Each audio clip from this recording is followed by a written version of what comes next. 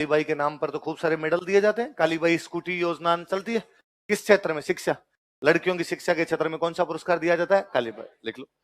बालिका शिक्षा के क्षेत्र में कालीबाई पुरस्कार दिया जाता है। Kalibai award is given for girls education. बालिका शिक्षा के क्षेत्र में कालीबाई पुरस्कार दिया जाता है। Kalibai award is given for girls education. बालिका शिक्षा के क्षेत्र में कालीबाई पुरस्कार दिया जाता है। Kalibai award is given for girls education. आदिवासी इलाकों, वहां बेसिकली ज्यादा जो बच्चियां पढ़ती है, स्कूटी योजना तो पूरा राजस्थान में ही है, राजस्थान में ही स्कूटी वाली तो। पर वैसे बेसिकली जो आदिवासी क्षेत्रों में बच्चियां पढ़ती है उनको जो मेडल मिलता है, मेडल कौन सा है? कालीबाई मेडल मिलता है। कितने लोग डूंगरपुर बांसवाड़ा से हैं क्लास में? लड़कियां कितनी है? 1 2, चलो हाथ नीचे कर लो। बच्चियां कम ही पढ़ती है उधर, लड़कियों के पढ़ने की दर कम है। भेजती नहीं है, ज्यादा दूर पड़ गया इधर। ये तो डूंगरपुर बांसवाड़ा साइड में वैसे थोड़ा एजुकेशन वाला कम है कि गुजरात नजदीक है, तो व्यापार वाला ज्यादा है।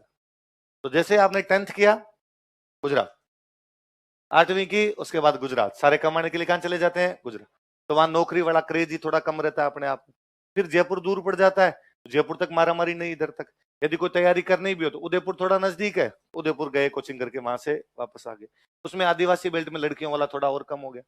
ये मुझे इसलिए भी याद आया कि 2 साल पहले, 2 साल हो गए होंगे शायद, राजस्थान सरकार ने एक बार कोई एक स्कीम चलाई कि आदिवासी बच्चियों को हम RS की तैयारी करवाएंगे। 100 बच्चियों को, ऐसे कुछ। सरकार ने कहा हम ही उनको लेंगे, जयपुर के अंदर हम ही रखेंगे, हम ही उनको कोचिंग करवाएंगे, रहना खाना पीना सब कुछ हमारा। 100 बच्चियों को यहाँ पर एडमिशन देंगे। अब सरकार कैसे पढ़ाएगी भाई? सरकार के पास RS की तैयारी करवाने का क्या साधन हो? तो सरकार ने कहा भाई जब बच्चियों को तैयारी करवानी तो राजस्थान की सबसे अच्छी कोचिंग से करवाई जाए। राजस्थान की सबसे अच्छी कोचिंग कौन सी? तो सरकार ने अपने से कांटेक्ट किया, यार आप 100 बच्चियां हैं हमारी और इनको आप पढ़ा दो और इनकी फीस हम दे देंगे। तो ठीक है भेज दो आप, हमारे जी खूब सारे बैच चलते हैं, किसी भी बैच के अंदर भेज दो और उनके अंदर बैठ के पढ़ लेंगे, फाउंडेशन कोर्स करवा देंगे हम इनको। फीस कितनी है? भाई हमारे तो 94 है। सरकार ने कहा इतना तो नहीं देंगे, इतने रुपए तो सरकार के पास नहीं है। इतने रुपए नहीं तो हम कैसे पढ़ाएं? उनका यार देखो यार हम आदिवासी बच्चियों के लिए कर रहे हैं तो आप भी करो। तो सर ने कहा भाई ठीक है, आप कितनी दे दोगे? तो उनका हम तो हाफ फीस देंगे, आधी फीस देंगे।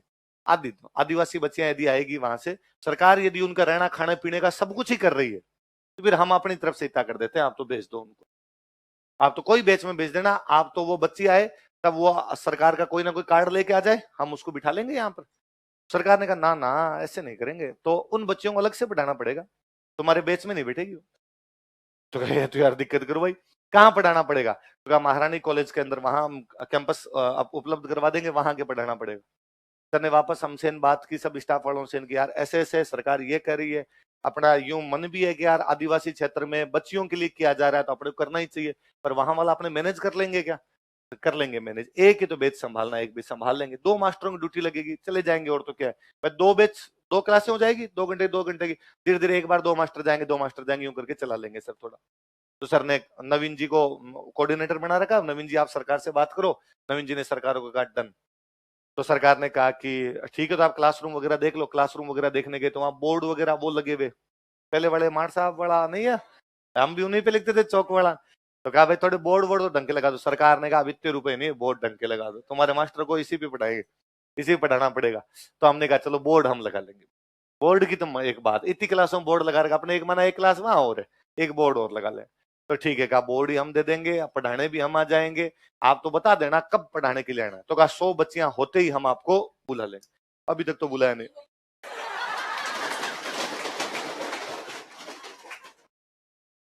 इसका मतलब 100 स्टूडेंट अभी तक सरकार के पास हुए। तो मुझे यूं बड़ा ताज्जुब हुआ गया यार, आदिवासी क्षेत्रों में यहाँ तक जयपुर तक आना भी कितनी बड़ी बात हो गई। डूंगरपुर बांसवाड़ा के बच्चे इधर आते नहीं, और आपकी क्लास में तो मैं फिर भी कह रहा हूँ कि आपने 10-12 लोगों ने हाथ खड़े कर दिए, और इन सालों में थोड़ा बढ़ा है। मैं पिछले 2 साल में देख रहा हूँ आप डूंगरपुर बांसवाड़ा के बच्चे खूब सारे आने लगे, वरना पहले यूं क्लास में देखना पड़ता एक आधा तो है, वो तो रेयर बच्चे इधर आया करते तैयारी करने। पहले RS की तैयारी करने लोग भी कम आते, बाकी सब क्षेत्रों से कम थे तो यहाँ से भी कम थे, अब सब क्षेत्रों से ज्यादा आ रहे तो यहाँ से भी थोड़े ज्यादा आने लगे, पर वही 10-12 का रेशियो रहता है। एक मुझे कोई बैच याद आता है, मैं बोल रहा हूँ कौन सा, कोई F11 था, कुछ ऐसा कोई एक बेच था, पुराना बेच था, F10 था ऐसा। उस बेच के अंदर एक कॉलेज से एक साथ ही 15-16 बच्चे आ गए, 7-8 लड़के 7-8 लड़कियां, पूरा एक ग्रुप ही था, वो एक साथ ही आ गए। और मैं गलती सी और बोल गया, मैं डूंगरपुर बांसवाड़ा के लोग पढ़ने तो आते नहीं, वो 16 खड़े हुए गिल्ला है। हम आ रहे गिल्ला, कहाँ पढ़ाना, तू पढ़ा देके। अरे हम बैठ जाओ, अब इतने सारे आगे क्या इस बेच के अंदर। अब तो सरकार ने पता नहीं अब योजना चालू भी है, बंद भी कर दी। बीच में तो राजस्थान गवर्नमेंट की जो एक बुक आती है सूजस, तो सूजस में लिखा हुआ और दिया सरकार ने। राजस्थान भाई सरकार क्या करती है, सूजस में छापती है हमने क्या क्या किया है।